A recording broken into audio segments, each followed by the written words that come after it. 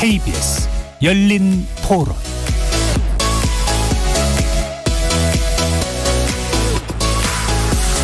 안녕하십니까. KBS 열린 토론 정준희입니다.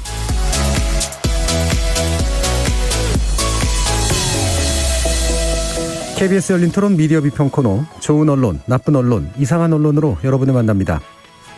지난 25일부터 사흘간 국회에서는 대정부 질문이 진행됐는데요. 윤석열 정부 들어 첫 대정부 질문이었다는 점에서 언론도 큰 관심을 갖고 연일 관련 보도들을 내놓았습니다. 공전을 거듭하다가 어렵게 문을 연 국회가 새 정부의 주요 정책을 점검하는 아주 중요한 자리였음에도 관련 보도는 충돌, 설전, 맞대결, 참패 등의 전투적 언어로 점철됐는데, 이게 과연 무능한 정치의 문제일지 아니면 정치를 무능한 곳으로 이끄는 언론의 문제일지 논논논 패널들의 눈으로 평가해보겠습니다. 또 지난 4일 출범한 제11대 서울시 의회가 서울특별시 미디어재단 TBS에 대한 지원 근거가 되는 조례를 폐지하는 조례안을 발의했습니다. 기존 TBS 설립 및 운영에 관련된 조례 속에는 서울시가 출연금을 재단의 기본재산으로 조성토록 돼 있었기 때문에 이를 폐지한다는 건 사실상 재단 운영을 하지 말라는 의미가 되기도 합니다. 조례안 발의 직후 TBS 사장과 야권은 정부 여당의 언론 탄압이자 방송 장악의 신호탄이라면서 강하게 반발했는데요. TBS를 둘러싼 문제, 미디어 정책의 관점에서 어떻게 이해하고 해결하는 게 바람직할지 2부에서 자세히 다뤄보겠습니다. KBS 열린 토론은 여러분이 주인공입니다. 문자로 참여하실 분은 샵 9730으로 의견 남겨주십시오. 단문은 50원, 장문은 100원의 정보 이용료가 붙습니다. KBS 모바일 콩, 트위터 계정 KBS 오픈, 그리고 유튜브를 통해서도 무료로 참여하실 수 있고요. 일라디오, 이제 콩에서도 보이는 라디오로 만나실 수 있습니다. 시민 논객 여러분의 뜨거운 참여 기다리겠습니다. KBS 열린 토론 지금부터 출발합니다. 살아있습니다. 토론이 살아있습니다. 살아있는 토론, KBS 열린 토론. 토론은 라디오가 진짜입니다. 진짜 토론, KBS 열린 토론.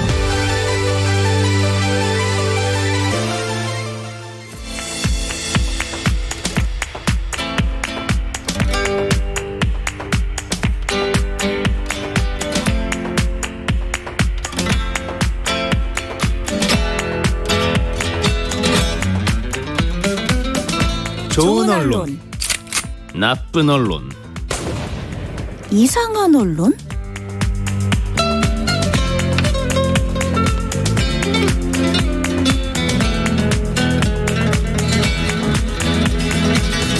오늘 함께해 주시는 세 분의 전문가 소개합니다. 이정훈 신한대 리나시타 교양대학 교수 나오셨습니다. 안녕하십니까. 언론인권센터 정책위원이신 정미정 박사 함께하셨습니다. 안녕하세요. 민동기 미디어 전문기자 자리하셨습니다. 안녕하십니까. 네, 제가 이정 교수님을 리나대 신한교양대학교 잘못 부르는 그런 참사가 있었는데요. 예, 신한대 리나시타 교양대학 교수십니다. 자, 지난 25일부터 27일까지 사흘간 진행된 국회 대정부 질문, 우리 언론이 이걸 어떻게 보도했을지 상당 부분 짐작이 가긴 합니다만 일단 이정훈 교수님이 나쁜 보도부터 살펴주시겠습니다. 네, 특별히 한두 개가 아니어서요. 제가 제목들 중에 몇 가지 특징적인 단어들만 좀 일단 나열을 한번 해보겠습니다. 파이낸셜 뉴스에서 전현직 법무부 장관 격돌, 맞붙는다. 그다음에 이 대한경제, 한동훈에 맞설 자 없다. 진땀 뺀 민주당. 주간조선 같은 경우도 박범계 한동훈의 참패, 격돌. 연합뉴스 같은 경우도 박범계 한동훈 맞대결. 조선일보도 정면 충돌. 왕중왕 장관 대 윤태식 장관 이런 식의 대결 구도. 그다음에 뉴스원도 양보 없는 설전. 이런 식의 기사들인데요. 아주 전형적인 정치 보도가 가질 수 있는 전형적인 유형의 나쁜 뉴스인데요. 대정부 질문이 갖는 의미 그리고 대정부 질문 내용 그것보다는 드라마화하기 쉽고 개인화된 대결 구도 누구 대 누구의 싸움 이런 형태로 치환을 하다 보면 정치가 희화화된다거나 나아가서는 정치 무관심, 정치 혐오 이런 것까지도 불러일으킬 수 있는 언론 학계에서는 가장 이제 우려하는 전형적인 정치 보도 나쁜 유형이라고 생각을 하고 있습니다. 예. 지금 이제 그 제목들 쭉 보니까 뭐 그나마 약간 덜한 게 이제 연합뉴스거나 이런 건데, 근데 연합뉴스나 뉴스원도 이제 다 통신사인데 그럼에도 불구하고 좀 중립적이지는 않은. 순화되지는 않은 그런 표현들을 많이 쓰긴 하고 있네요. 네. 네. 다른 뭐 언론사들이 이제 클릭을 많이 유도하는 언론사들인 경우들이 많아가지고 뭐 대략 그러리라 짐작은 갑니다만. 네, 네. 이렇게 이제 정보를 전하는 통신사들조차도 왜 굳이 이렇게 했을까라는 생각이 들긴 하는데 어떠세요? 몇 가지 요인이 있을 거라고 보는데요. 우선은 그 정치적인 내용뿐만 아니라 다른 것도 마찬가지겠지만 내용에 대한 해석, 분석, 의미 부여 이런 것들은 뭐 좀 어려울 수도 있고 복잡할 수도 있지만 이 정치라고 하는 것을 일종의 드라마타이즈, 그러니까 드라마와 극적인 상황으로 만들기 쉽고 그다음에 개인에 주목해서 언론이 가장 선호하는 또 서사 중 하나 영웅서사 같은 것들이거든요.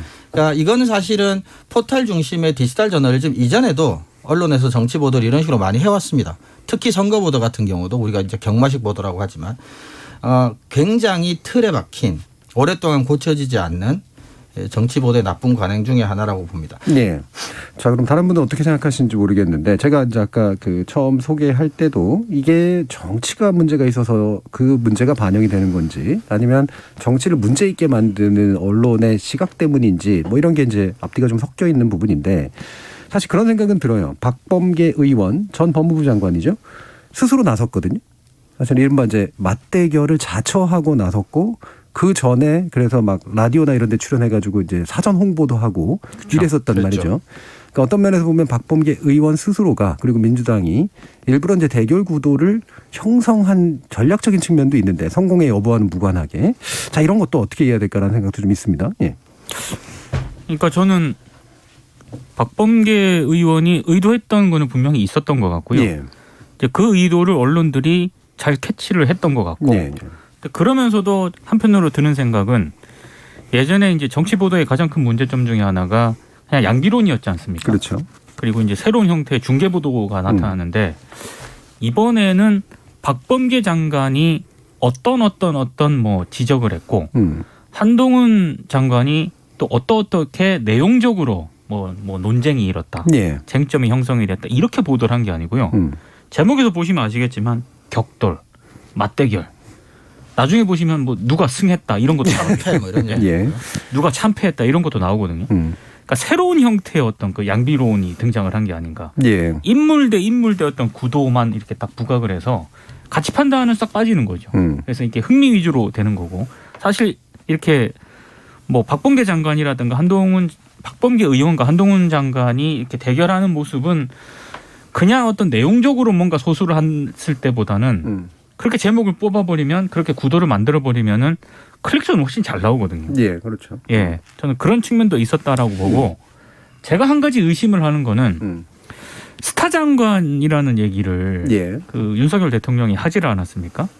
근데 의도를 하지 않았던 이렇게 한동훈 장관을 이렇게 하나의 그 누구와 어떤 그런 논쟁의 축으로 이렇게 부각을 시켜주는 보도를 하게 되면은 의도를 하지 않았다 하더라도 그렇죠. 스타 장관을 만들어주는 효과를 저는 낸다고 보거든요. 예, 실제로 양측이 다 그렇게 한 거 같긴 하죠. 그러니까. 그렇습니다. 민주당과 예. 여당이 다. 네, 그래서 의도성 여부와는 상관없이 결과적으로 한동훈 장관을 상당히 주목하게 한 효과는 분명히 있었던 것 같습니다. 근데 이런 부분이 있는 것 같아요. 그러니까 정치 그중에서 정당의 존재 목적이 정권의 획득 아니겠습니까? 그 정권을 획득하기 위해서 가질 수 있는 여러 가지 수단들을 부리는데 그것에 이제 옳고 그름을 차치하고라도 그래서 정치인들이 이 대정부 질문 이렇게 이용을 한다라는 것은 또 다른 차원의 문제지만 예. 언론의 존재 근거가 정치와 관련해서는 권력의 감시나 비판이라고 한다면 만약에 대정부 질문이 정말 내용 없이 대결 구도로만 흘러간다면 그것을 나무라거나 그것에 대한 문제를 제기하거나 네. 또는 정말 제기해야 될 문제를 국회의원들이 제기하지 않았다면 언론이 제기를 하거나 뭐 이런 형태로 언론의 존재 목적에 충실한 행위들을 했었어야 된다는 거죠. 그러니까 정치가 우리나라 정치인의 수준이 낮다, 정치의 수준이 낮다라는 것을 인정하더라도 그것을 그대로 옮기거나 한 발 더 나아가서 그걸 좀 더 영웅서사적인 형태로 바꿔서 클릭 수에만 집착을 하는 거는 뭐 언론이 정치 핑계를 댈 수만 있는 상황은 아니라고 봅니다. 예. 뭐 마침 이런 이제 대립 관련 보도를 또 정미정 박사님도 선정해 주셨는데 이건 또 이상한 보도로 분류를 해 주셨어요. 뭐 의견도 들어보면서 같이 나눠보죠. 저는 이상한 보도로 가져왔는데 지금 이종훈 교수가 지적한 그 수많은 기사들이랑 특히 다르지는 않습니다. 근데 제가 온 기사는 중앙일보의 기사고요. 제목은 이렇습니다. 진중권, 박범계, 한동훈의 참패, 프레임 걸려다 논리 밀렸다. 그래서 이 기사를 가져온 건 이 기사가 유독 이상했다는 건 아닙니다. 네. 이런 경향들의 기사를 다 이야기하고자 대표적으로 이제 이 기사를 말씀드린 거고요. 제가 이상한 보도로 이것을 가져온 거는 이종훈 교수께서 지금 지적하신 모든 부분에 저도 이제 동의를 합니다만 이제 좀 이제 특이한 게 있다는 거죠. 특이한 부분은 그 대정부 질문이라는 것이 분명히 그러니까 애초에 이것이 기획된 취지라는 것이 있고 그렇다면 질문 과정에서 반드시 이루어져야만 되는 어떤 질문과 대답이 또 있어야 합니다. 근데 그럼에도 불구하고 끝나고 나서 보도를 하는 데 있어서 이 둘의 대립만을 중심에 두는데 그리고 또 승패를 평가할 때 기술을 가지고 평가를 한다는 거죠. 기술. 네. 네. 그러니까 이게 무슨 스킬을 평가하는 게 적절하지 않잖아요. 그러니까 저는 이게 되게 이상하다고 본 거죠. 물론 나쁘다는 의미입니다. 네. 그런데 언제부터 우리가 국회의원들끼리 이렇게 설전이 난무하고 특히 이런 대정부 질이라는 이런 중대한 국면에서 누가 토론의 기술을 어떻게 썼기 때문에 진 거다라는 식의 평가가 적절하다고 생각하는지 예. 저는 그게 참 의아하고요. 그래서 또 진중권 씨가 등장을 할 수밖에 없는 거죠. 진중권 씨의 평가를 굳이 끌고 와서 여기에서 한동훈 장관이 이긴 이유는 결국 박범계 의원이 프레임을 논리에서 이런 기술에서 밀렸기 때문이다라고 해석하는 그걸 그대로 가져왔다는 부분에서 저는 이 부분을 이제 이상한 부분을 부각해서 말씀드리고자 했던 거고요. 사실 이거 말고도 이상한 기사들이 있습니다. 중앙일보의 똑같은 기사인데 제목이 이렇습니다. 한동훈 키워지지 마. 쌍따옴표입니다. 따옴표. 그다음에 다음 날 한동훈 띄워줬다. 야 굴욕의 사흘. 그러니까 이게 완전히 이제 한동훈을 찍어놓고 야 띄워주면 안 돼라고 민주당 내에서 했는데 결과적으로 민주당이 져서 한동훈은 띄워진 게 됐다라는 얘기를 굉장히 길게 작성을 하고 있는 것을 알고 있습니다. 별로 기사를 전달하고 싶지는 않습니다. 그러면서 제가 요거랑 비교할 기사를 하나 가져왔는데요. 이 기사는 훌륭하다거나 좋다거나 하진 않습니다. 하지만 제가 생각할 때 이제 평범한 기사인데요. 이 데일리의 기사입니다. 이탄희 죄송하지만 동문서답 그리고 이제 한동훈 답변 길어진 이유는 그래서 민주당의 이탄희 의원이 인사정보관리단의 형사처벌 가능성 판단 여부를 이제 질의를 합니다. 한동훈 장관에게. 그러면서 그 왔다 갔다 하는 그 질의와 응답 과정이 계속 서술이 돼 있어요. 근데 이제 일반적으로 다른 장관과 의원의 발언을 따옴표로 옮기면서 그냥 누가 승리했다, 졌다, 누가 밀렸다, 대답을 확고하게 했다, 이렇게 해서 평가를 해서 끝나는 것이 아니라 결국 아래에다가 기사로서 다뤄야 되는 내용에 대한 평가를 붙이고 있어요. 그러니까 이런 식인 거죠. 인사정보관리단이 업무 절차나 내규를 공개하지 않다 보니 형사처벌 판단 여부에 대한 답변도 한 장관이 명확하게 못하고 있는 것은 아니냐.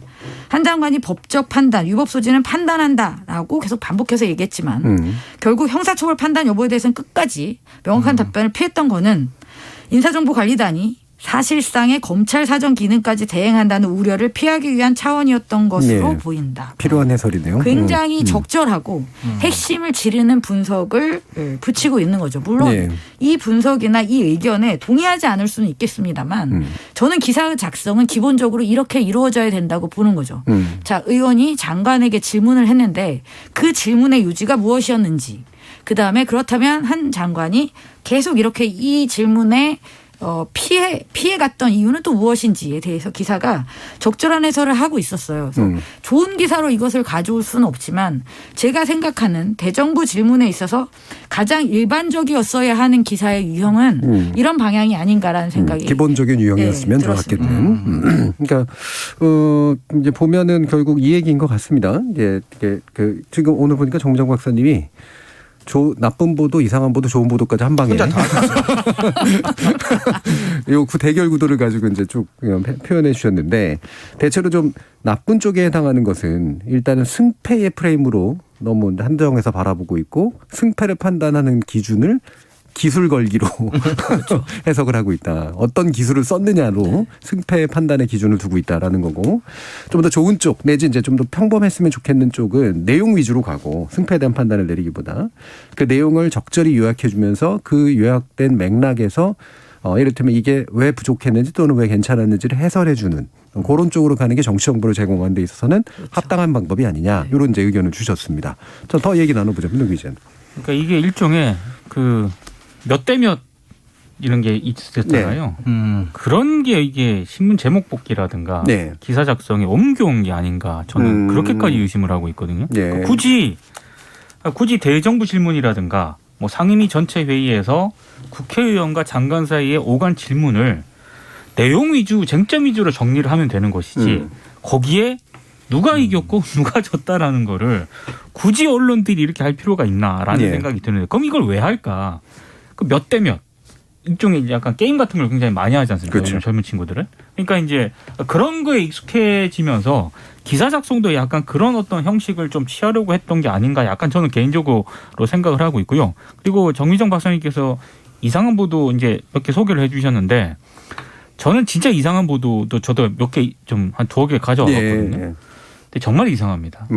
이게 뭐 깊게 소개해 드릴 내용은 아니고요. 제목만 잠깐 소개를 해드리면 시사저널이 보도한 내용인데 윤 대통령의 충신 한동훈과 절친 이상민, 스타 장관 각축전. 이게 제목이 맞는 것인가? 제가 굳이 내용을 소개해드리지 않겠습니다. 제목에 맞게 기사가 이렇게 작성이 됐는데 한동훈 장관과 이상민 장관이 대정부 질문에서 했던 그런 답변들 이런 것에 대한 어떤 뭐 문제점이라든가 혹은 답변의 적절성 이런 거를 판단했다라기보다는 두 사람이 대정부 질문에 나가서 답변을 한 뒤로 스타 장관으로서 뭐 주목을 받고 있다. 서로 막 각축해서 주목을 받고 있다. 이런 취지거든요. 이런 기사를 왜 쓰나라는 생각이 들었고 또 하나는 또 중앙일보 기사인데요. 제목이 이렇습니다. 여기서 민주는 민주당입니다. 민주에 한마디도 안 졌다. 윤 절친과 윤 최측근 강경했던 이유 이런 제목입니다. 그러니까 앞서 시사저널 기사랑 내용은 약간 다른데 본질과 맥락은 비슷해요. 이상민 장관과 한동훈 장관이 민주당에 한마디도 안 졌다. 강경하게 나갔다. 이유가 뭘까? 뭐 이런 거를 이제 정리한 기사입니다. 이런 기사를 굳이 왜 써야 되는가? 좀 약간 의문이 좀 들더라고요. 의문만 드세요? 아니면 판단도 드세요? 좀 이상하고 불필요한 기사라고 생각을 합니다. 이상할 뿐더러 좀 더 불필요하다. 불필요한 이유를 제가 볼 때는 그 게임화하고 있는 측면도 있지만 이렇게 예전에 이런 얘기 나면 흔히 호사가라는 말을 썼거든요. 그렇죠. 이렇게 또 뭔가 이렇게 이거를 그 뒷얘기처럼 하는 걸 좋아하는 그런 사람들끼리 이렇게 싸움 붙이듯이 이렇게 하는 술자리에서 할 만한 그런 얘기들을 굳이 이제 공론의 장에서 그렇죠. 언론이 자기도 그냥 술자리에서 할 얘기를 왜 꺼내고 있을까? 이런 식의 이제 이상함과 불편함 같은 것들이 드시는 것 같아요. 이정훈 교수님. 네, 뭐 앞에서 말씀들 많이 하셨고요. 이런 것 같아요. 그러니까 점점 본질에서 멀어지는 거예요. 이제 본질 있고 사안 있고, 근데 그것에 대해서는 한 발 떨어져서 그 발언자들의 대결 구도로 이렇게 몰아가면서 한 발 멀어지는데 본질로부터 그것을 또 누군가의 셀럽의 품평으로 한 발짝 또 더 멀어지는 거죠. 본질로부터. 그래서 그러면 이제 이 기사를 본 사람한테는 누군가가 말한 이제 그 품평만 남게 되는 거고 실제로 중요한 정치적 이슈로부터는 이제 두 발, 세 발 이렇게 물러나게 되는 거죠. 아마 근데 정미정 박사님께서 갖고 온 이 기사라면 진중권 전 교수 수업이든 학교에서 벌어지는 무슨 뭐 대학생 토론 대회에서 심사위원으로 참가해서 뭐 심사평 정도라면 모를까 정치 기사라고 볼 수 있을지 이런 식의 기사는 그런 점에서 이중으로 문제가 있는 거죠. 예. 그러니까 예전에는 아까 이종 교수님도 얘기하셨지만 이런 게 이제 전형적으로 언론이 쓰는 이제 드라마타이즈, 다시 말하면 극화 기법이어서 문제다라고 얘기를 했는데 주로 캐릭터가 이제 대립 구도로 보여주는. 네. 근데 요즘은 이제 왜 게이미피케이션이라서 게임화라는 표현을 많이 쓰잖아요. 그런 표현도 많이 쓰죠. 아까 이제 말씀하신 민동기 기자님이 이제 바로 그런 몇 대 몇 구도라고 하는 것들이 유튜브에서 굉장히 많이 쓰이는데 그게 이제 그대로 그냥 이식돼서 다시 이제 정치 언론에게도 게임의 어떤 언어로, 게임의 구도로, 게임의 세계관으로 세상을 바라보는 것이 너무 좀 일반화된 게 아니냐. 그런 생각이 좀 충분히 드네요. 그리고 좀 더 나아가면 이게 확실히 스포츠 중계화됐다는 생각이 들긴 스포츠 해요. 중계화. 네. 스포츠 중계의 핵심 구성 요소는 경쟁하는 팀, 그리고 경쟁하는 팀의 스타 플레이어가 있잖아요. 그렇죠. 이른바 포메이션을 구성하는 스타 그렇죠. 플레이어들이 있고 요거를 해주는 사람이 캐스터, 정보만 주는 사람과 해설자가 반드시 있는데 주로 사람들은 해설자의 귀를 기울이죠. 그렇죠. 예. 그런 방식이 굉장히 그대로 재현되고 있는 듯한 느낌이 확실히 드네요. 그러니까 만약에 오늘 열린 토론만 예를 들어서 토론을 하고 있는데 뭐 그럴 리는 없겠지만 어떤 매체 기자가 기사를 쓰는데 정미정 박사님 승, 민동기 패 이런 기사를 쓰면은 만약에 제목을 그렇게 뽑는다고 해보면 굉장히 황당할 거잖아요. 예, 뭐 그런 관심은 없을 거예요. 그러니까 쉽게 예를 들어서 굉장히 그런 기사를 쓰면 황당할 것이다. 네. 근데 저는 또 이런 생각도 들어요. 우리 뭐 마블 유니버스에서 무슨 뭐 페이스 뭐 3, 4 뭐 이런 얘기 하잖아요. 그러니까 언론이 머리 아프게 길게 복잡하게 오래 뭔가 분석하고 해설하는 기사를 하지 않고 뭐 클릭을 뭘 하려면 하여튼 뭔가 마블 유니버스 뭐 페이스마다 유명한 뭐 히어로가 필요하단 말이에요. 예를 들면 지난 페이스에서는 조국 뭐 추미애 이런 분들을 주로 쉽게 말해서 먹고 살았단 말이에요. 이번 새로운 페이스가 열렸는데 여기에서 이제 기자들이 쉽게 정치 기사를 쓸 수 있는 영웅들을 찾는 와중에 한동훈 장관이 걸린 게 아닌가. 뭐 이런 생각도 요즘 사실 좀 해봐요. 이종 교수님 말씀하세요. 네네. 그래서 저는 우스운 기사를 하나 가져왔습니다. 우스운 기사. 새로운 영역을 또 여시네요. 혼자서. 우스운 기사. 제가 제목만 말씀드리겠습니다. 한국일보 기사입니다. 한동훈은 다르네. 웅크리고 휴대폰 확인. 권성동 문자 노출 의식했나. 웃음네요. 꽤 긴데요. 그 내용입니다. 웅크리고 이렇게 하고 있었다. 한동훈은 다르네. 여러분들이 계속해서 말씀을 주시는데 바로 이제 지금 이번 정국에서는 그렇죠? 특히나 윤석열 정부 출범 이후에서는 확실히 언론이 즐겨 소비하고 즐겨 등장시키는 인물이 한동훈 장관인 것 같아요. 맞습니다. 대통령이 게다가 스타라 장관이란 말까지 썼으니까. 그렇죠. 그 안에 이제 들어가 있는 인물인 거는 뭐 대부분 다 전제하고 있기 때문에 그 언론은 한 장관에 대해서 그게 호의적이건 또는 뭐 비판적이건 뭐건 간에 어쨌든 이렇게 즐겨 활용하는 핵심 인물이 되고 있는 건 왜일까? 민동기 기자님. 아니 일단 스타성은 언론들이 좋아할 만한 그런 요소들은 좀 가지고 있습니다. 일단 문재인 정부와 각을 세웠던 어떤 대표적인 인물 중에 하나고 중에 하나였고요. 그리고 지금 대통령과 굉장히 최측근으로 분류가 되고 있고 그런데다가 상당히 실세 장관을 넘어서는 어떤 그런 권한을 가졌다는 평가를 많이 하지 않습니까? 그러니까 일거수일투족의 언론들이 이제 관심을 가지는 건 어찌 보면 당연한데 중요한 것은 그렇기 때문에 단순한 관심을 표명하는 차원을 넘어서서 문제점은 없는 건지 혹시 너무 또 그쪽으로 좀 뭐 권력이라든가 이런 게 내부에서 쏠리는 건 아닌지를 또 점검을 하는 것도 언론의 역할이지 않습니까? 그렇죠. 근데 지금 언론 보도를 보면 후자는 별로 없습니다. 굉장히 이제 상품성과 스타성을 굉장히 부각시키는 보도를 많이 하고 있거든요. 심지어 저는 이번에 이 열린 토론 준비하면서 굉장히 황당했던 기사 중에 하나가 한동훈 법무부 장관 업무보고 이후에 관련주가 주목되고 있다는 기사까지 있더라고요. 굉장히 진짜 너무 나간 한동훈 장관 관련된 테마주도 있나 봐요. 뭐 그렇게 있나 봐요. 그래서 그런 기사까지 쓸 정도니까 이건 좀 너무 나간 기사라고 생각을 하는데 이제 그런 주목성 때문에 언론이 주목하는 거는 저는 충분히 이해하는 측면은 있는데 문제는 거기서 그치고 있는 게 가장 큰 문제인 거죠. 이종 교수님.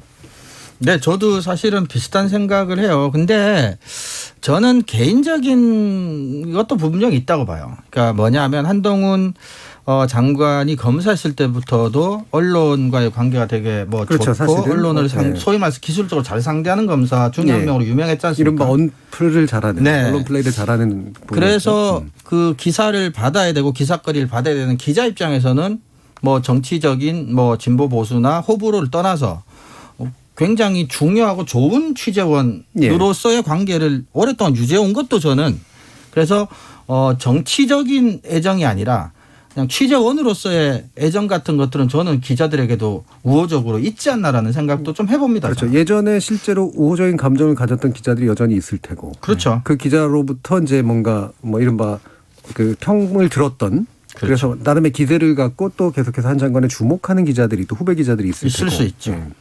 어떠세요? 네, 저는 이게 만약에 이제 제가 착각을 하는 것 같으면 말씀을 해주세요. 제가 지금 의심하고 있는 것은 그겁니다. 대통령이 스타 장관이 필요합니다라고 말을 했어요. 저는 이게 언론에게 던져준 일종의 시그널 메시지라고 생각하고요. 그것을 언론들이 충실하게 알아듣고 네. 한동훈을 스타 장관으로 만드는 행위가 지금 벌어지고 있다.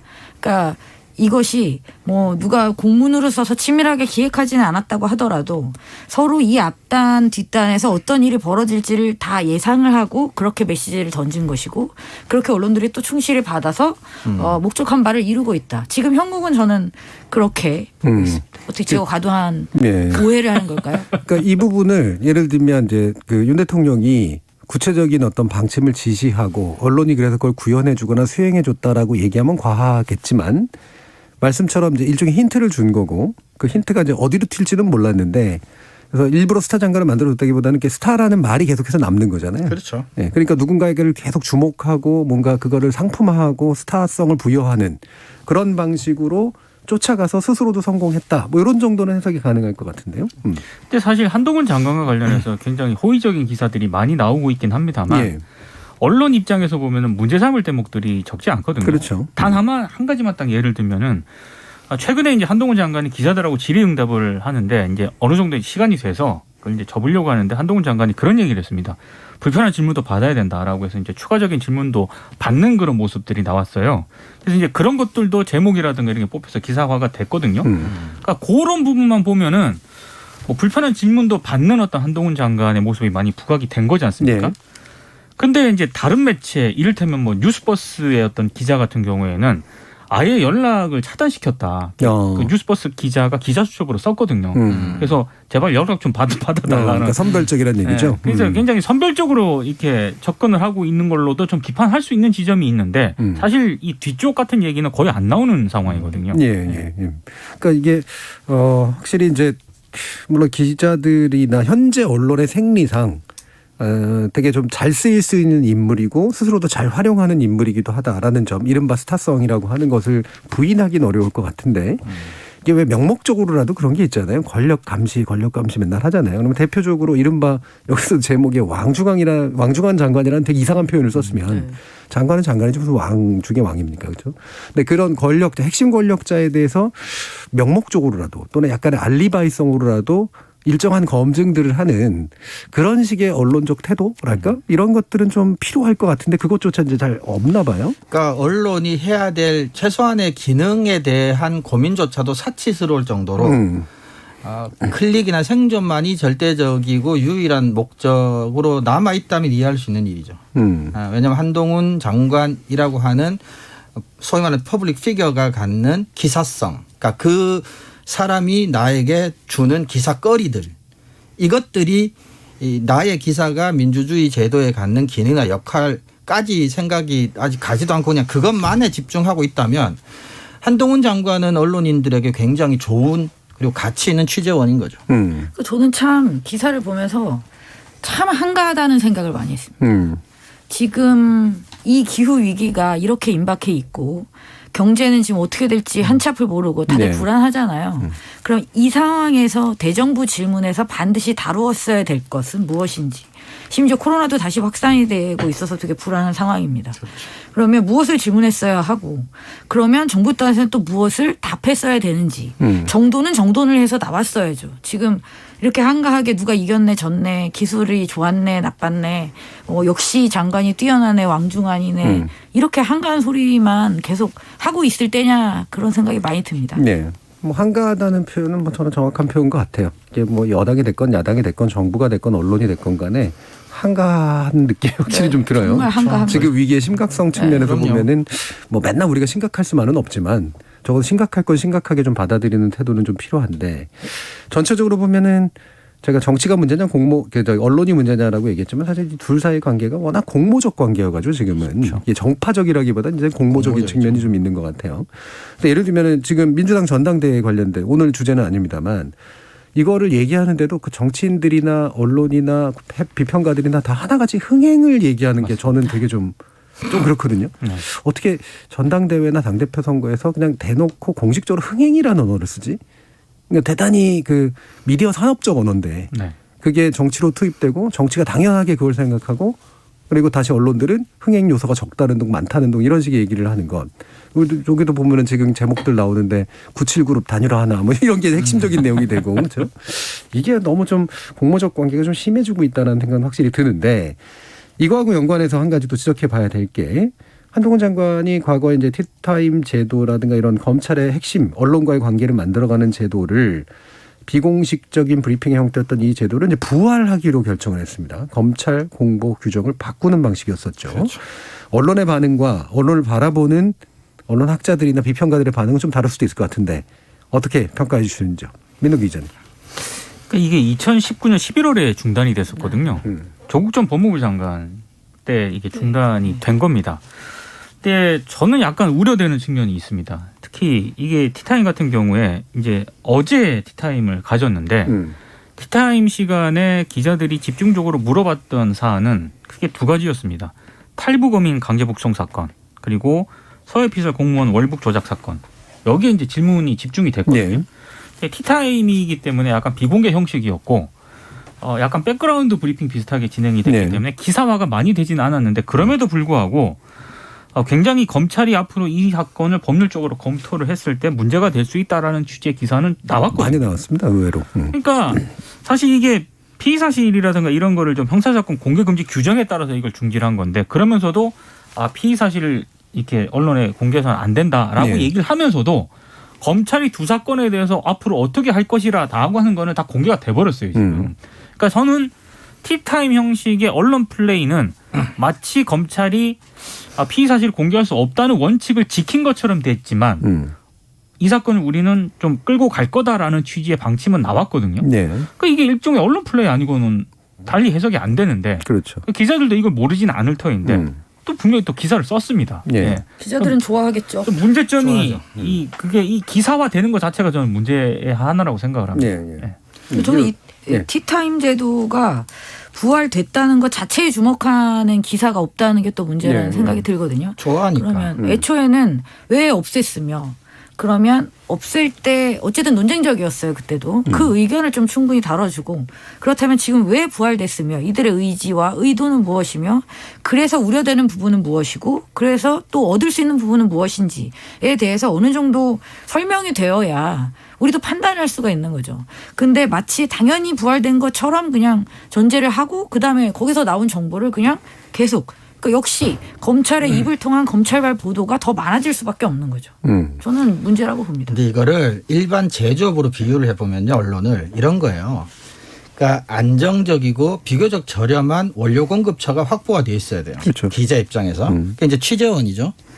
근데 티타임 같은 경우가 이제 이런 게 하나가 또다시 생기면 안정적인 원료 공급처가 하나가 또 하나 확보되는 거예요. 그러니까 언론의 기능, 역할 이런 걸 다 차치하고라도 그냥 언론이 먹고 사는 산업이라고만 생각하면.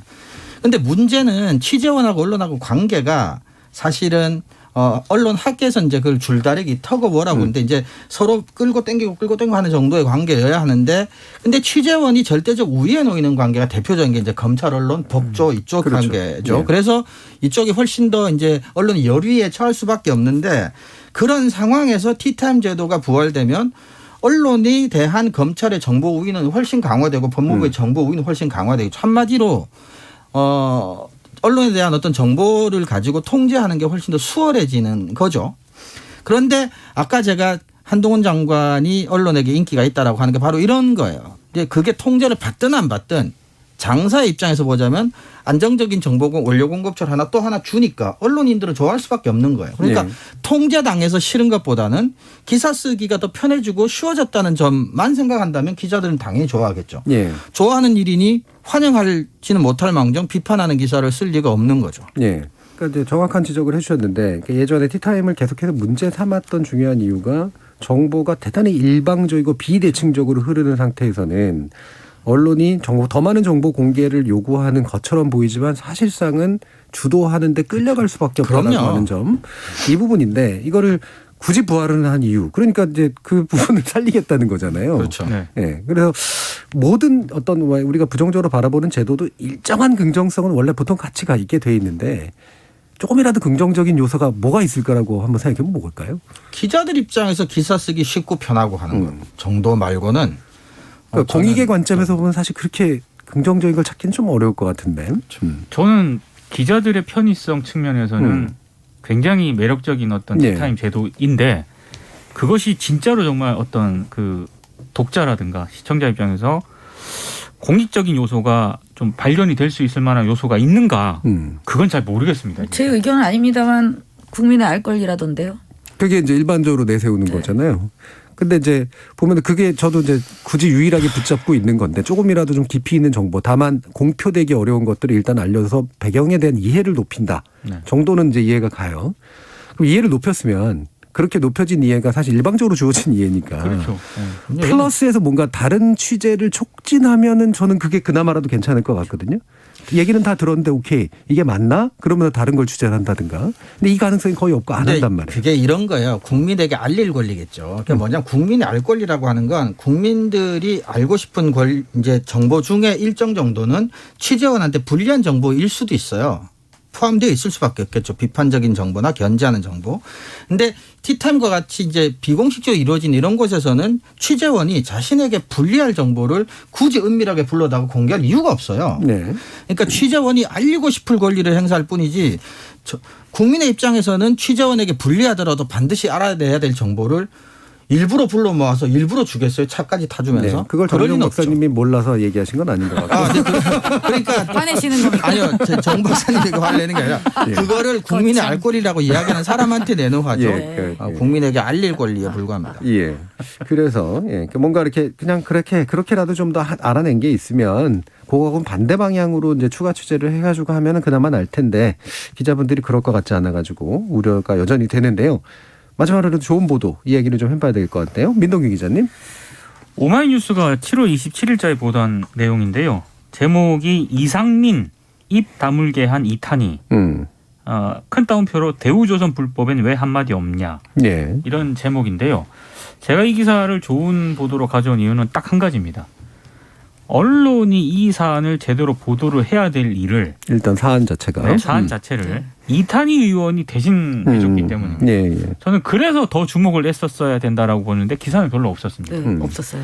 그러니까 사실 대우조선 해양 파업과 관련해서 이른바 사측으로 의심되는 옛날 용어로 구사대라고 하지 않습니까? 네.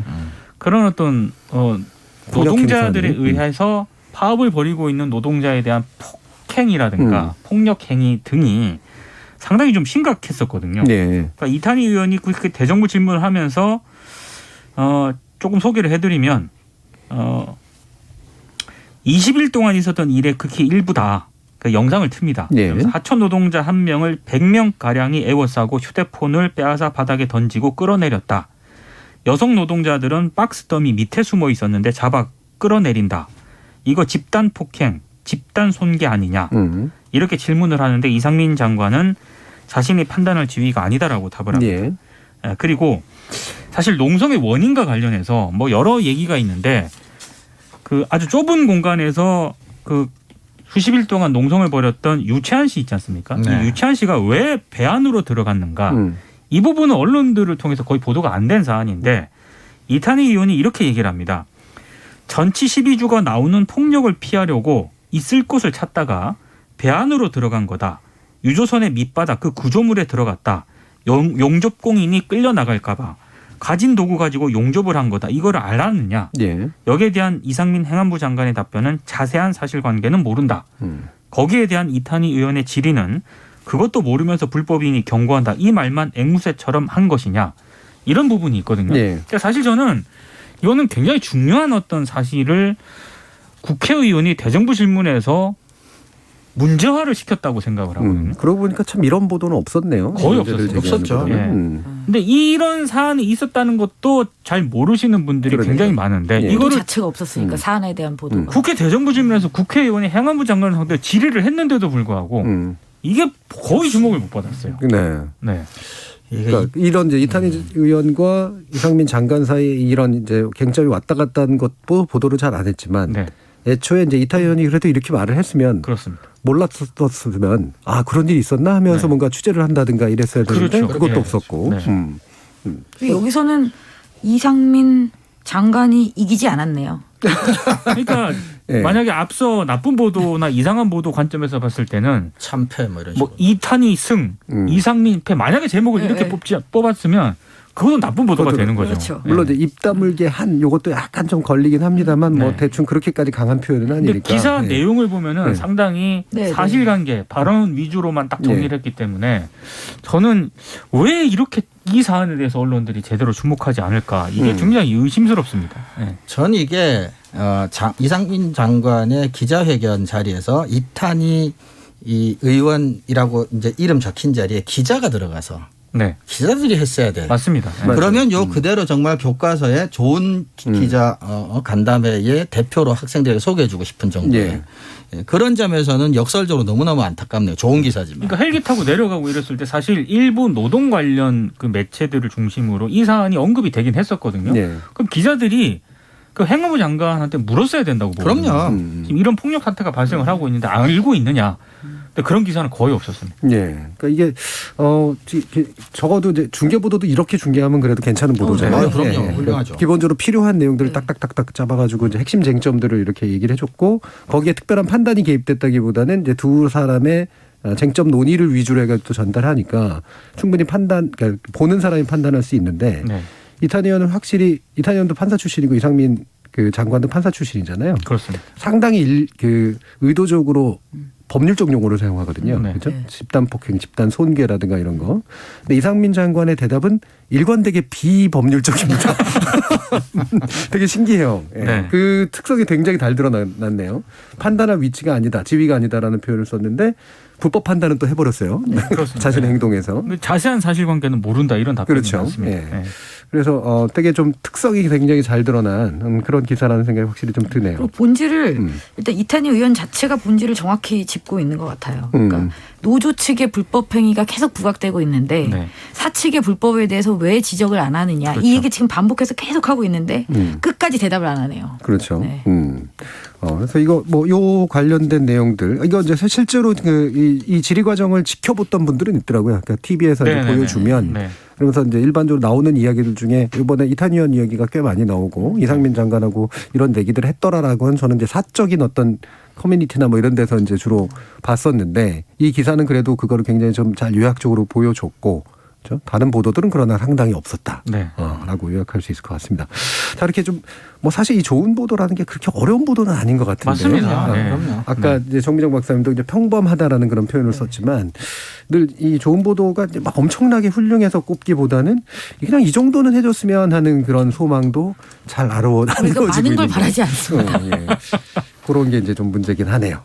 자, 이렇게 일부에서 대정부질이라는 과정 사실 되게 중요한 과정인데 이 국회의 기능이나 권능이 잘 살 수 있는 이 과정에 사실은 스포츠 중계만 되게 난무했던 측면들에 대한 이야기, 정치와 언론 사이에 이렇게 좀 부적절한 공모관계라고 하는 것들 우리가 한번 지적하고 넘어가야 될 것 같습니다. 자, 1부는 이 정도에서 정리하고요. 이어지는 2부에서 미디어 정치에 관련된 공영방송 관련된 논의 좀 더 이어가도록 하겠습니다. 여러분은 KBS 열린 토론과 함께하고 계십니다. 토론이 세상을 바꿀 수는 없습니다.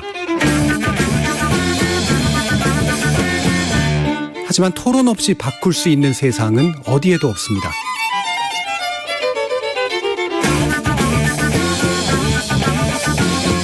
세상의 선한 변화를 갈망하는 당신. 정답이 아니라 질문의 힘을 믿는 당신. 우리 KBS 열린 토론에서 만납시다.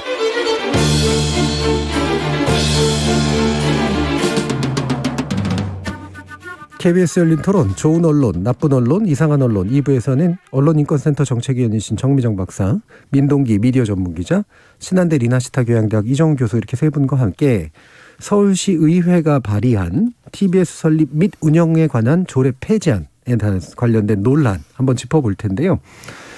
일단 이 내용을 얘기하기에 앞서서 또 제가 또 개인적으로 TBS에서 하는 프로그램의 진행을 맡고 있기 때문에 일종의 이해 당사자가 될 수도 있는 부분이 있어서 뭐 사실 제가 소속원은 아니긴 합니다만 오늘은 제가 엄청 건조하게 중립적으로 중립적이라기보다는 이제 사실 전달을 위주로 하면서 이야기를 좀 진행해 보는 게 좋지 않을까 싶은데 내용도 사실은 사실 조례안, 조례 폐지 조례안 이런 말들이 되게 어렵거든요.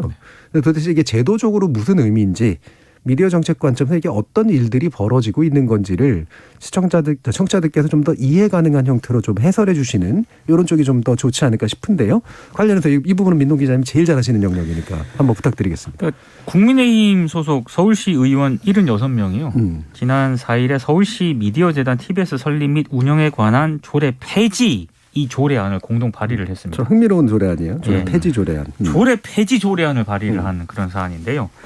이 TBS 지원 조례 4조를 보면은요, 시장, 서울시를 말하는 거겠죠. 예, 재단 설립 운영 및 사업 수행을 위해 예산 범위에서 재단에 출연금을 교부할 수 있다 이렇게 규정을 하고 있습니다.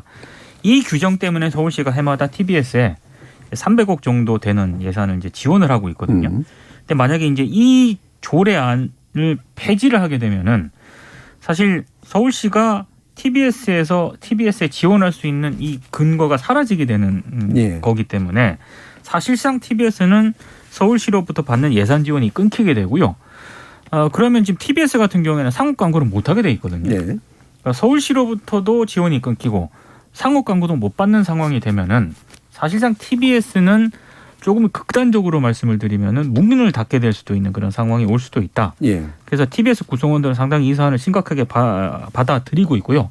다만 이 조례안이 통과가 되더라도 국민의힘 시의원들이 시행을 내년 7월 1일부터 하도록 유예기간을 둔 상황입니다. 그러니까 한 1년 정도의 유예기간이 남은 상황인데 아마 이 기간 동안 구성원들이 굉장히 여러 가지 좀 복잡한 생각을 하지 않을까 싶습니다. 7월 1일로 한 것도 나름대로 이유가 있는 것 같아요. 네네. 사장 임기가 6월 달까지인가? 내년 그렇죠. 그렇습니다. 그거하고 좀 맞춰가지고 아마 실제 시행 일자를 잡는 그런 방식이었던 것 같은데 일단 아직은 통과된 건 아니고 아직 아니고 발의가 된 그런 상태죠. 그러면 이 발의 배경, 그러니까 서울시 의회 정확히 말하면 국민의힘 쪽이죠. 이제 국민의힘 쪽이 현재 다수를 구성하고 있으니까 국민의힘의 의원들이 이제 발의한 배경이 있었을 텐데 그 부분 정미정 박사님 좀 말씀 주시죠. 배경은 지금 국민의힘 쪽에서 서울시 의회 국민의힘 쪽에서 굉장히 적극적으로 그 얘기를 많이 하고 있습니다. 다른 방송에도 많이 출연을 하고 공식적인 통로를 통해서도 또 이야기를 하고 하는데 요약을 하면 그겁니다. 일단 교통방송의 소명은 끝났다. 지금 달라진 미디어 환경에서 더 이상 교통방송이 존재해야 될 이유는 없다라는 것 한 가지. 그다음에 또 한 가지는 선거 과정에서 시민들이 우리를 다수당으로 뽑아준 그 이면에는 바로 기존의 TBS가 해왔던 방송의 공정성 문제를 대해서 우리 당의 어떤 문제의식을 지지한 것이다. 라는 이제 공정성 문제를 걸고 있습니다. 그러니까 일단은 이제 시민들의 뜻이 반영됐다라는 그렇죠. 게 주장인 거죠. 그게 주장입니다. 그 뜻을 어떻게 반영했는가에 대해서는 사실 선거 결과가 그렇다는 얘기잖아요. 지금 그렇죠. 그렇죠? 직접 그런 어휘를 썼다는 게 아니라 시민들이 우리를 다수당으로 한 것은 바로 그 의지가 반영된 것이다. 그렇게 정치적으로 해석할 수 있다. 설명을 하고 있습니다. 그러니까 일단은 그래서 이거는 교통방송이 불공정하다라고 생각하는 시민의 뜻이 반영이 됐는데 그런데 그 문제와는 좀 다르게 조례 폐지를 굳이 안으로 낸 거는 교통방송이 불필요해졌기 때문이다라는 그런 이제 또 두 번째 주장이 지금 결합돼 있는 거잖아요. 그러니까 일부러 공정성의 문제는 아니다라고 또 굳이 밝힌 이유는 있을 것 같은데 뭐라고 생각하세요? 글쎄요. 제가 볼 때는 공정성 문제, 그러니까 내용을 가지고 방송사의 존폐를 논하는 것이 언론 탄압이라는 것에서 자유로울 수 없다는 정도는 이해하고 있는 것이 아닌가라고 저는 추정하고 있습니다. 예. 네. 일단은 이제 그거 문제가 있다고는 판단하고 그렇죠. 시민의 뜻이 그렇다고 보지만 네. 그럼에도 불구하고 그것 때문에 그거, 폐지안을 네. 낸 건 그렇죠. 아니다. 네. 교통방송이 불필요해졌기 때문이다라고 지금 얘기하고 있다는 얘기죠. 네.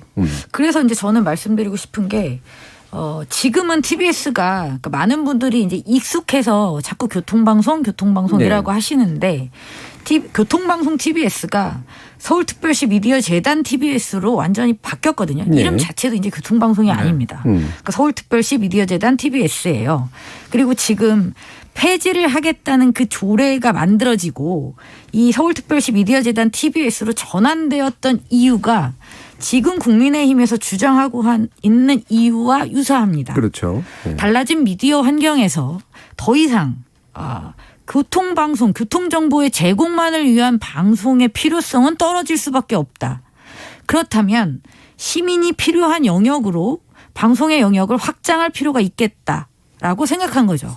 그리고 또 서울시에 지나치게 종속돼 있으면 뉴스라든지 다수의 프로그램이 거기에서 독립적인 어떤 비판이라든지 그런 시각이나 입장을 담기가 힘들기 때문에 독립하는 것이 또 필요하겠다라는 시대적인 요구가 있었습니다. 그러니까 지금 지적하는 그 수많은 것들의 일부 공통된 이유로 해서 서울특별시 미디어재단 TBS로 바뀐 거고요. 지금 폐지하겠다는 이 조례에 보면 재단이 수행할 사업에 대한 설명이 돼 있습니다. 그게 3조에 있는데요. 일단 방송을 통한 교통을 포함해서 생활정보를 제공한다고 되어 있어요. 근데 그게 다가 아니라 지역 관련 정보, 그다음에 주한 외국인이나 국내 방문 외국인을 위한 또 정보의 제공이라든지 또 시민의 미디어 참여, 소통 활성화 이런 것들 굉장히 다양하게 이미 명시가 돼 있어요. 그러니까 지금 교통방송은 필요 없으니까 조례 폐지를 하겠다라는 거는 자기 모순입니다. 이미 이 조례가 그게 필요 없어서 만들어진 조례예요. 현재 조례가. 그 이후로 그렇게 만들어진 조례를 다시 없앤다는 것은 논리적으로 전혀 맞지 않습니다. 그러니까 예를 들면 한 가지 그냥 이해가 되는 건 사실은 그 현재 TBS에 대해서 불편함을 느끼는 또는 불만감을 가지고 있는 시민이 일정 수가 있는 건 맞는 것 같고. 그렇죠. 그렇죠. 뭐 그 뜻 때문에 그것 때문에 오세훈 시장을 뽑은 것까지는 잘 모르겠지만 그 부분 인과관계가 입증된 건 아니니까 그럼에도 불구하고 그런 국민의힘의 지지층이나 현재 오세훈 서울시장을 만들고 서울시 의회를 국민의힘 다수로 구성하게 만든 어떤 힘에는 현재의 교통방송 그러니까 TBS가 운영되는 방식에 대한 불만이 일부 존재하는 건 인정하는 건 맞는 것 같아요. 네, 그렇죠. 근데 대신 그거를 해결하는 방식에서의 논리는 뭔가 좀 약간 이상한 그렇죠. 느낌 같은 거 이런 게 좀 드는 것 같은데 그래서 아마도 당사자 중에 하나인 현재 이강택 대표라든가 또 반대쪽인 이제 민주당 같은 경우에는 이 부분을 굉장히 좀 심각하게 파악하고 있다고 이제 얘기가 되는데 민동기 기자님 어떤 내용으로 좀 반박이 되고 있는 건가요? 그러니까 아무래도 이제 어떤 정치적인 의도나 그런 측면 때문에 TBS에 대한 어떤 조례 폐지안을 추진하는 것 아니냐 이런 해석인데요.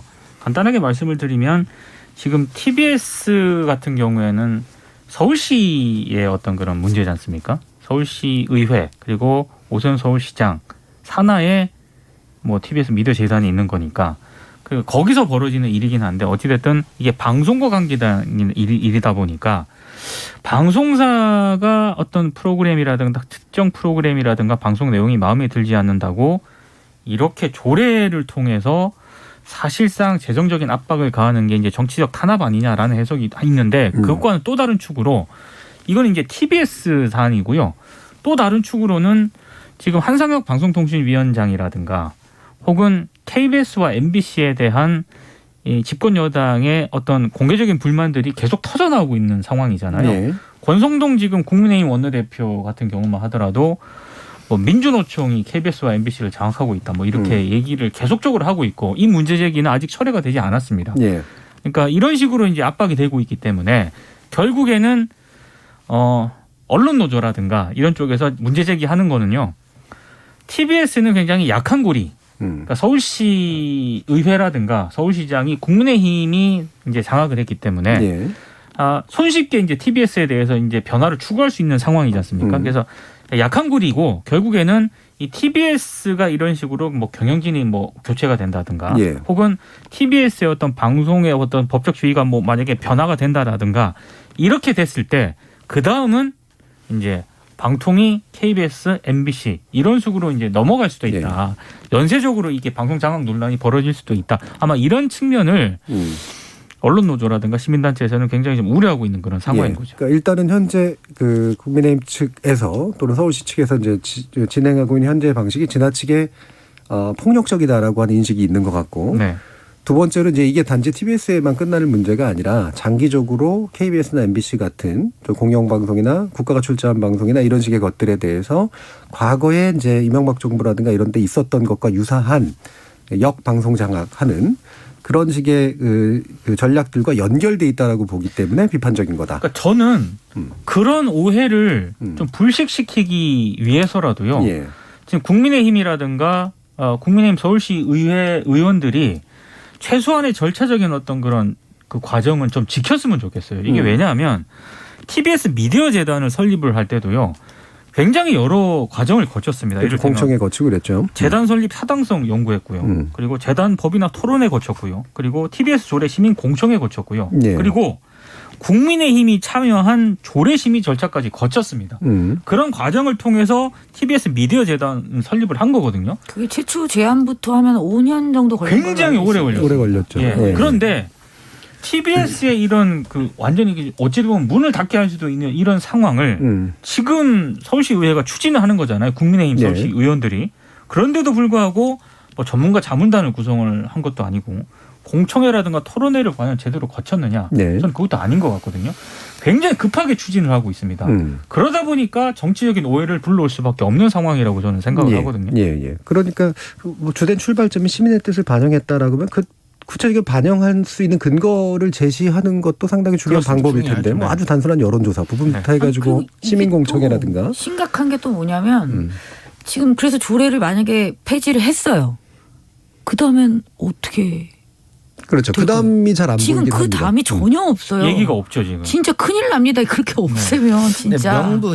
명분이 없애려는 게 아니다. 뭐 독립을 하라는 거다라고 말을 하잖아요. 아니 돈을 안 주고 광고를 못 하는데 어떻게. 독립을 할 수 있는 수단이나 준비할 수 있는 기간을 최소한으로 보장하지 않고 뭐 7월 1일까지 유예를 한다는데 그럼 7월 1일까지 사이에 방송통신위원회가 그러면 광고를 할 수 있게 제대로 뭐 법을 바꿔줘야 되는데 그것이 확정이 안 된 상태에서 유예기간을 준다는 건 뭘 할 수 있는 유예기간인데 지금 사실상 할 수 있는 게 아무것도 없는 상태에서 말로만 유예기간을 준다는 건 사실 유예기간도 아닌 거죠. 예, 그러니까 그 부분이 사실 좀 불명확한 부분이 있어요. 그러니까 실제로 만약에 그런 식의 결정을 내린다고 하면 그 결정이 너무 급한 것도 맞고 여러 가지 이유도 있지만 어쨌든 그럼 그 다음에 어떻게 하겠다는 건지가 이제 보여야 있어야죠. 예, 그래야지 공청회를 하든 뭘 하건 해서 어느 쪽이 좀 더 괜찮을지를 이제 좀 판단해 볼 수가 있는데 실제로 정확히 만약에 통과가 되면 1년 후에 어떤 일이 벌어지는 걸까?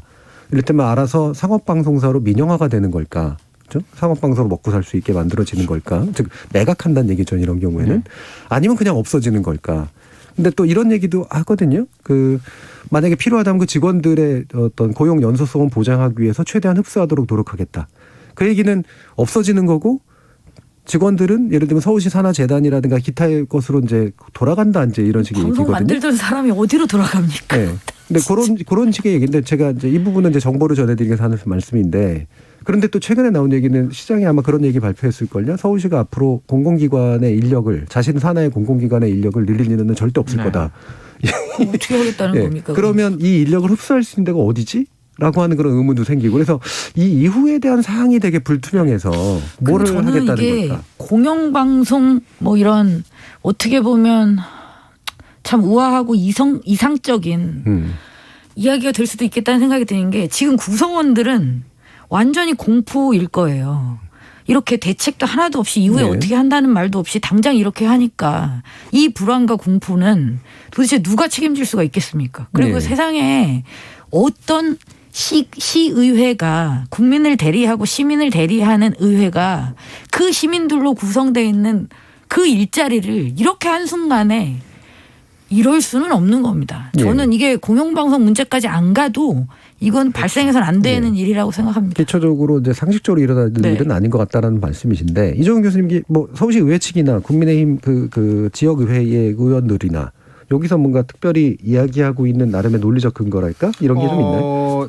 뭐 약간의 반론들이 이제 본격적으로 제기가 되고 있으니까 서울시 의회 쪽에서 하는 얘기들은 기본적으로 그런 것 같아요. 아까 잠깐 나왔지만, 그러니까 이게 이제 교통방송 중심의 이런 이제 이게 정체성 이런 것들이 서울시역 유일한 공영방송이라는 정체성에 부합하느냐, 자기는 그렇지 않은 것 같다. 네, 그러니까 서울 지역의 유일한 공영방송의 정체성에 부합을 안 한다라는 게 이제 서울시 의회 특히 국민의힘 쪽에 주장인 것 같고요. 그리고 이런 얘기들도 있는 것 같아요. 그러니까 어쨌거나 재정 지원을 받는 기관이라고 한다면 행정안전부가 가지고 있는 지방 출자 출연 기관에 대한 운영 기준이 있는데 예. 이 기준에 맞게 죄송합니다. 평가를 받는 건 당연하다. 네. 근데 사실 서울특별시 미디어재단의 경우는 행정안전부가 가지고 있는 운영 기준으로 놓고 봤을 때 어느 것 하나도 시민 세금이 투입할 만한 명분이 없다. 뭐 이렇게 지금 주장을 하고 있습니다. 예. 그러면 경영평가를 받는다고 맞는데 경영평가가 해봤더니 세금을 투입할 명분이 없다는 논리적으로 약간 점프인 것 같긴 한데. 점프이고요. 또 하나 이제 언론학자로서 심각하게 받아들이고 있는 것은 이 주장 자체가, 그러니까 언론 산업 또는 이제 미디어 영역과 기타 영역의 특수성 같은 것을 전혀 고려하지 않고 있는 거죠. 예를 들어 미디어가 그러면 수익이 나면 무조건 좋은 거냐? 네. 그러면 수익을 건전하게 하기 위해서 할 수 있는 모든 수단들을 동원하면 되냐? 그래서 선정적이고 자극적으로 해서 경영을 독립하고 수익을 내면 그건 바람직하냐? 뭐 이런 것들도 있기 때문에 미디어라고 하는 부분을 다른 출연 기관들과 동일한 기준으로 경영성에 대한 평가만 가지고 뭐 할 수 있느냐라고 하는 부분은 또 좀 다른 문제가 아닌가 싶은 생각도 있습니다. 좀 그런 것도 있고, 그러니까 경영평가를 받는다. 그럼 경영평가 결과가 이래서 낙제점이다. 따라서 낙제점이기 때문에 더 이상은 지원해 줄 수 없다. 뭐 이렇게 논리적으로 연결이 돼야 그렇죠. 되잖아요. 그런 것도 공개된 것도 없죠. 그래서 어떤 면에서 낙제점이 나왔는지, 그래서 왜 지원이 불가능한지, 세금이 더 이상 투입될 것도 1년 안에 하면 안 되는지 부분은 여전히 공백 상태인 것 같긴 한데. 자, 지금 한 여러분들께서 관심이 좀 많으신지 의견들을 좀 주고 계신데요. 송희성님께서는 TBS에 지원하는 서울시 예산은 점차 줄이는 게 맞다고 생각합니다. 다만 10년 정도 기간을 두어서 점진적으로 추진해야 한다고 봅니다라는 말씀 주셨는데 실제로 아마 미디어 재단에서도 예산을 줄여나가려고 생각하고 아마 그게 로드맵으로 있었던 걸로 알고 있습니다. 광고가 막히면서 그게 네. 제대로 안 된 거죠. 자, 9412님은 인터넷으로 다 찾아볼 수 있는데 교통방송이 왜 필요합니까? 서울시 예산 지원 줄여야 합니다. 여기 줄여야 합니다라고 말씀해 주셨네요. 교통방송을 수행한 게 아니라 다른 것들을 이제 다 포괄적으로 수행하도록 돼 있다라는 점도 아까 좀 설명을 드렸고, 김정훈 님이 TBS가 곧 김어준은 아니잖아요. 프로그램 하나가 공정성 문제가 있다고 TBS 전체가 다 사라져야 됩니까? 라고 하는 그런 의견도 좀 주셨습니다. 자, 그러면 여러분들이 보시기에 뭐 지금까지 가능한 한 여러 가지 정보들을 제공해 주려고 좀 노력을 하셨는데 뭐 토론자이기도 하시니까 이게 어떤 식으로 아까 이제 민동기 기자님도 그 얘기를 하셨는데 제도적인 합리성을 가지고 절차를 가지고 풀어나가는 것이 바람직하다라고 보시는지 이 부분이 실제로 우리가 논의해야 될 내용이니까요. 그렇죠? 불만을 불만대로 수용하면서 문제는 문제대로 해결을 한다면 어떤 게 좀 필요하다고 보세요? 그러니까 제 생각을 말씀을 먼저 드리고 이렇게 하면은 예. 프로그램이라든가 어떤 방송사의 어떤 그런 내용이 마음에 들지 않는다고 이렇게 재정적으로 이렇게 당장 압박을 하는 방식은요. 여러 오해를 불러올 수 있고 저는 오해를 벗어나서 이건 언론 탄압으로 비춰질 가능성이 굉장히 높습니다. 그래서 이렇게 하면 안 된다라고 좀 생각을 하고요. 그럼에도 불구하고 뭐 국민의힘 서울시 의원들이 좀 문제가 있다라고 판단이 들면 기본적인 그 절차라는 게 있지 않습니까? 저도 찾아보니까 서울시 의뢰 기본 조례에 이런 내용이 있더라고요. 상임위원회 소관과 관련되거나 특히 필요하다고 인정한 안건에 대해서는 특별위원회를 둘 수 있다. 특별위원회를 둘 수 있도록 되어 있습니다. 아, 예. 예. 그리고 서울시 의회는 전문가 자문단도 구성할 수 있고요. 공청회 토론에 지원할 수 있고 지금 문제 조례 폐지안에 대한 의견을 접수하고 이걸 공표를 할 수도 있거든요. 그러니까 이런 과정을 최소한 거치고 나서 뭐 조례 폐지를 하든 뭐 추진을 하든 아니면 TBS에 대한 입장을 개진을 하든 저는 이런 순서로 가는 게 맞다고 보거든요. 예, 예. 사실 국민의힘 서울시 의원들 76명이 이 지금 발의하겠다는 내용을 보면은 사실상 TBS 문을 닫도록 하겠다라는 말하고 저는 같다고 생각을 하거든요. 결과적으로는 같죠. 네, 결과적으로 저는 그렇게 생각을 하는데 이렇게 어마어마한 일을 추진을 하면서 최소한의 절차라든가 의견 수렴이라든가 이런 것도 거치지 않고 그 뒤에 어떻게 하겠다라는 어떤 대안 제시도 없는 상태에서 이것만 이렇게 떡하니 던져놓으면은 저는 이건 오히려 더 문제가 더 크게 불거질 수 있다고 생각을 합니다. 예. 네. 그러면 예전에 이거를 이런 거 막 추진한다고 검소한박 이런 프레임이 있었는데 T1박 뭐 이렇게 해야 되나요? 미제 완박 뭐 이런 식으로? 예. 자, 그래서 어떻게 생각하세요, 정무정 박사님? 저는 지금 맹 기자님이 말씀하신 방법, 그러니까 그것이 다소 소극적인 느낌이 누군가에게는 들 수도 있겠습니다만 예. 그냥 전공법으로 가는 게 맞다고 봅니다. 지금 이미 다 보장돼 있는 어떤 절차들을 최선을 다해서 꾸려가는 속에서 논의를 모아가는 것. 그래서 만약에 지금 국민의힘에서 주장하는 바대로 그런 식의 시민들의 의지가 뚜렷하게 드러난다면 그 이후에 다시 그 이후의 절차를 합리적으로 로드맵을 짜면 되는 거겠죠. 그게 나왔는데도 뭐 그것이 아니다 뭐 이럴 수는 없을 거라고 보고요. 대신 지금처럼 추상적이고 근거가 없는 어떤 주장으로 이렇게 어마어마한 일을 아주 단숨에 해치우는 이것은 중지되어야 된다라는 생각이 듭니다. 예. 그리고 한 가지 제가 우려가 되는 것은 이게 TBS만의 문제는 아니라는 거죠. 아까 민 기자님도 말씀하셨지만 지금 이번에 국회 대정부 질문에서 박성준 의원이 근데 왜 한덕수 총리한테 했는지는 모르겠습니다.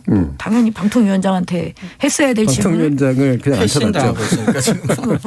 그게 보통 담당 장관한테 그렇죠. 하는 예. 거잖아요. 예. 근데 이건 위원회 조직이니까 위원장한테 해야 되는데 총리한테 했더라고요. 총리가 이걸 어떻게 아는지는 잘 모르겠습니다만. 예. 그래서 이제 뭐 MBC 사장 사퇴, KBS 사장 사퇴, 수신료 강제징수 철회 뭐 이런 어마어마한 주장을 지금 다 했고 제가 알기로는 한덕수 총리도 이걸 찬성을 했거든요. 네. 지금 TBS 문제가 TBS로 끝나는 게 아니라 이 방송산업 전방위적으로 공영방송 시스템에 대한 어떤 논의가 확산될 수밖에 없는 시기가 왔다라고 저는 생각이 들고 예. 그러한 측면에서 좀 통합적인 관점에서 모아서 이야기하는 것도 필요하겠다라는 예. 생각입니다. 정확히 말하면 한덕수 총리가 찬성한 건 아니고요. 그 박성중 의원의 이야기에도 찬성을 한 건 만약에 문제가 있다면 그 문제를 해결하기 위한 뭐 거버넌스 개혁이라든가 이런 걸 논의할 필요가 있다. 그러니까 제가 찬성했다고 하는 것은 그 문제의식을 말했을 때 일부를 동의한 건 말씀드립니다. 그렇죠. 그런 문제가 있는 건 같다. 네, 뭐 이런 사퇴를 얘기는 찬성하지는 있었죠. 않았습니다. 예, 예. 정정합니다. 네. 자, 이정 교수님. 근데 지금 죄송합니다. 가장 심각한 문제는 서울시의회 국민의힘 의원들이 이 제시하고 있는 이 방식에 있어서 TBS 측이 받을 수 있는 대안이 하나도 없다는 거예요. 네네. 기간도 짧지만. 그러니까 예를 들면 독립을 하라는 건데 없애는 건 아니라는 거잖아요. 주장은 독립하라는 거다. 그러면 독립할 방법 중에 사지선다까지는 아니더라도 OX처럼 뭐 둘 중에 하나의 선택지는 있어야 되잖아요. 그러니까 서울시 의회의 권한이 아닌 방송통신위원회 권한이나 그쪽 제도하에서 지금 TBS 라디오는 광고를 할 수가 없습니다. 다시 말해서 광고는 선택지 안에 없죠. 그런데 재정 지원을 하지 않겠다. 그러면서 독립을 하라. 그러니까 이 지금 서울시의회 국민의힘 측에서 추진하고 있는 이 방법은 그게 무슨 독립이든 뭐든 교통방송을 없애는 거든 뭐든 간에 어떤 말을 하더라도 그냥 TBS한테는 TBS가 없어지는 것 말고는 지금 방식으로는 대안 자체가 없어요. 예. 선택지 자체가. 그러니까 그 어떤 미사역으로 형용을 하더라도 지금 국민의힘 서울시의회 국민의힘 의원들이 추진하고 있는 이 방식은 그냥 TBS를 없애는 것밖에 결과적으로는 안 되는 겁니다. 그래서 선택지도 안 준다. 이 방식으로는 이 방식을 놓고 논의를 하거나 대안을 생각할 수는 없습니다. 예. 그러니까 이 방식을 철회하지 않으면 논의 자체가 불가능한 상황, 지금 상황으로서는 그렇습니다. 제도적으로. 자, 윤 군수님은 교통방송에서 왜 한쪽 편들은 시사방송 하는지 이해가 안 갑니다. 이대로면 TBS는 없어져야 됩니다라는 의견 주셨고요. 9689님은 뉴스공장 싫어하는 사람들도 있지만 라디오 청취율 1위 하는 방송입니다. 그것도 시민들의 생각입니다라는 의견도 주셨습니다. 다양한 의견 주셔서 감사하고요. 오늘도 KBS 열린 토론 이 정도까지 좀 진행해 보도록 하겠습니다. 오늘 함께해 주신 민동기 기자님 그리고 이정훈 교수님 정미정 박사님 세 분 모두 수고하셨습니다. 감사합니다. 고맙습니다. 고맙습니다. 최근 있었던 국회 대정부 질의를 보거나 서울시 미디어재단 TBS 관련된 논쟁을 들여다볼 때마다 이게 정말 논리와 근거를 두고 벌어지는 합리적 담론과 경쟁인지 아니면 권력을 쥐인 자와 그 권력에 따르기 어려운 자들 사이에서 벌어지는 비대칭적인 권력 게임에 불과한 건지 아리송한 느낌이 듭니다. 하긴 뭐 우리가 마주하는 열린 토론도 종종 안 그런 경우도 많았죠. 지금까지 KBS 열린 토론 정준이었습니다.